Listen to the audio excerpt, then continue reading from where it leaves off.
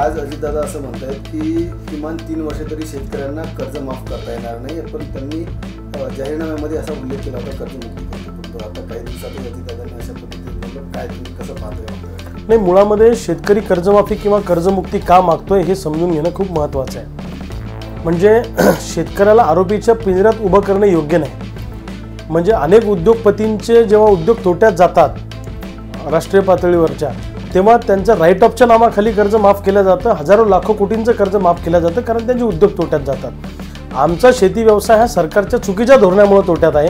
सोयाबीनला भाव नाही, कापसाला भाव नाही. गेली 3 वर्ष झाले सातत्यानं भाव पडल्यामुळे लोकांच्या घरात सोयाबीन कापूस पडू नये, कोणत्याही शेतमालाला भाव नाही, त्याच्यामुळे आमच्यावर कर्ज झालेलं आहे. म्हणून आमचं म्हणणं आहे की कर्जमुक्ती हा आमचा नैतिक अधिकार आहे आणि सरकारनंच काय सगळ्याच पक्षांनी सांगितलं होतं की आम्ही कर्जमुक्ती करू. आता जे सरकार सत्तेत आलं त्या सरकारने दिलेला शब्द पाळावा अशी शेतकऱ्यांची माफक अपेक्षा आहे.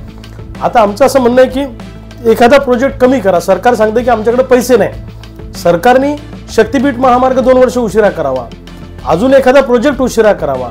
अत्यावश्यक गोष्ट अशी आहे की शेतकऱ्यांना जगवणं, शेतकऱ्यांच्या आत्महत्या थांबवणं, त्याच्यासाठी शेतकऱ्यांना कर्जमुक्ती करणं खूप आवश्यक आहे.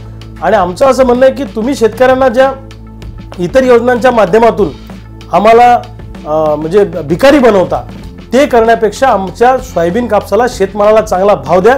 तुमच्या त्या शेतकऱ्यांना देण्यात येणाऱ्या योजना चुलीत घाला. आम्हाला चांगला शेतमालाला भाव द्या. आम्ही तुमच्या दारात आयुष्यात कोणती भीक मागायला किंवा कोणती काही मदत मागायला येणार नाही. आणि राहिला प्रश्न लाडक्या बहिणीचा, तर लाडक्या बहिणीची योजना जशी सरकारनं सुरू केली होती तशाच पद्धतीनं ती सुरू ठेवली पाहिजे असं आम्हाला वाटतं.